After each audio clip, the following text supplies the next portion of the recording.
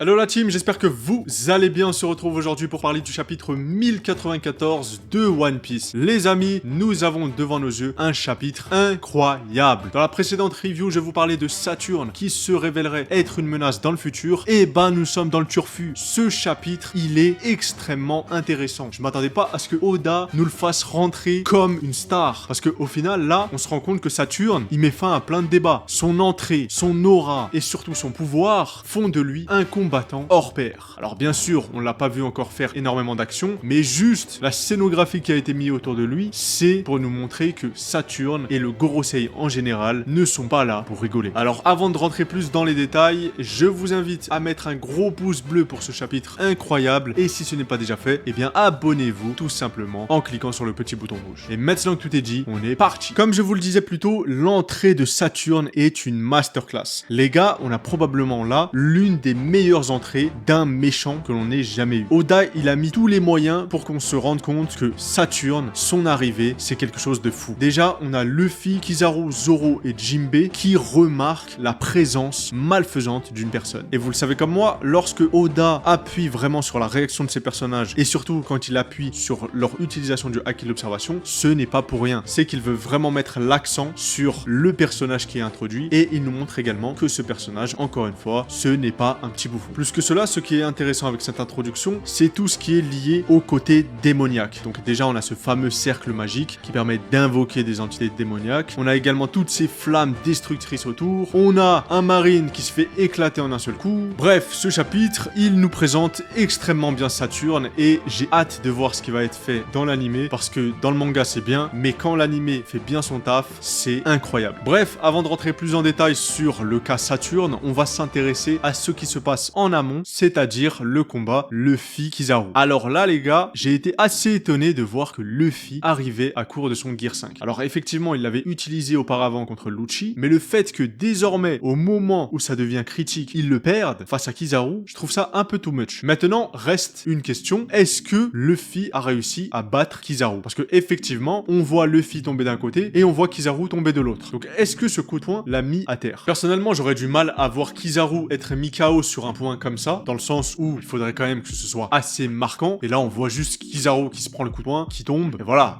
depuis 3 chapitres, Oda il nous montre ce combat Luffy-Kizaru, le mieux ce serait quand même de nous montrer une fin digne de ce nom. Si Kizaru il est mis KO comme ça, quel était l'intérêt de faire un combat comme ça? Bref, pour moi Kizaru n'est pas mis KO, il a été sûrement très sonné, et il va se relever dans le prochain chapitre. Par contre, pour Luffy, c'est un peu différent, parce que est-ce qu'il va réussir à revenir en mode Gear 5 rapidement? Là, c'est pas sûr, mais ça, on en parlera à la fin de la review. Maintenant, revenons sur Saturne, qui est en fait le gros de ce chapitre. Carrément, le titre du chapitre lui est dédié. Eh bien, ce que j'ai trouvé intéressant, c'est son fruit du démon. Son fruit du démon qui est relatif à un yokai. Vous le savez, les yokai, ce sont des créatures surnaturelles dans le folklore japonais. Ils sont souvent représentés comme des esprits malfaisants et effectivement, lorsqu'on voit l'apparence de Saturne, on se rend bien compte qu'il n'a rien à faire là. Parce que clairement, quand je l'ai vu, je me suis dit, ok, là on n'est plus dans One Piece. Là on est dans un manga un peu plus horrifique, un peu plus mature. D'autant plus que, encore une fois, le symbole d'invocation rituelle qui est mis en avant, c'est quand même un truc très sombre. Voilà, on est vraiment sur quelque chose qui se rapporte aux démons, à l'occultisme. Et là, le fait que Oda nous mette ça comme ça, alors que juste avant, on a un combat bien loufoque avec Luffy et Kizaru, je trouve que c'est très intelligent de la part d'Oda. Parce que tout d'un coup, la tension, elle a grimpé de 200. Maintenant, pour analyser un peu plus en détail, est-ce que ce cercle vient réellement de Saturne ou est-ce que ce ne serait pas Im qui l'a invoqué pour Saturne? C'est ce que j'ai pensé en premier parce que pour moi, encore une fois, j'ai vraiment l'impression que le Gorosei est lié à Im dans le sens où Im les contrôle tous. Pour moi, le Gorosei c'est juste les marionnettes de Im et Im elle aurait le fruit du diable et c'est ce qui lui permettrait justement d'invoquer ces créatures, d'invoquer le Gorosei qui ne serait que des pantins. Et l'idée en fait elle m'est venue parce que d'habitude quand un Zoan apparaît, il n'y a pas tous ces trucs d'invocation, de téléportation etc. Non, il serait venu normalement. Mais là il y a vraiment l'accent qui est mis sur ah le cercle apparaît, hop Saturne arrive. Et d'ailleurs allons plus loin avec cette apparition de Saturne. Comment se fait-il que lorsqu'il apparaît, on prévient les marines qui sont inférieures au rang de contre-amiral de ne pas regarder Saturne? Ça m'a un peu étonné parce que ça voudrait dire que les amiraux ont le droit de voir la forme de Saturne. Et je sais pas vous, mais moi, je pensais réellement que la forme du Gorosei, elle était extrêmement secrète. Ça veut dire que c'était une forme qui ne devait être jamais vue. C'était juste le dernier rempart pour défendre Im. Et là, le fait qu'on l'on apprenne que peut-être, eh bien, les vice-amiraux, amiraux ont le droit de savoir que les membres du Gorosei ont ce type de fruit du démon, bon, c'est un peu une incohérence, dans le sens où je verrais mal des vice-amiraux ou amiraux servir des monstres. Parce qu'on le rappelle, la majorité des personnages qui se sont intégrés à la marine, qui l'ont rejoint, eh ben, ils sont là pour faire une justice. Ils sont là pour rétablir l'ordre. Et s'ils voient et qu'ils savent qu'ils sont dirigés par des monstres, pourquoi ils n'ont pas commencé à se révolter? Ou pourquoi ils continuent à servir le gouvernement mondial? Ça, c'est un peu bizarre, parce que imaginez Garp, il sait qu'au top de la hiérarchie, il y a le Gorosei. Et le Gorosei, ils font ce qu'ils veulent. Et ce sont des monstres. Vous voyez vraiment Garp se dire, oui,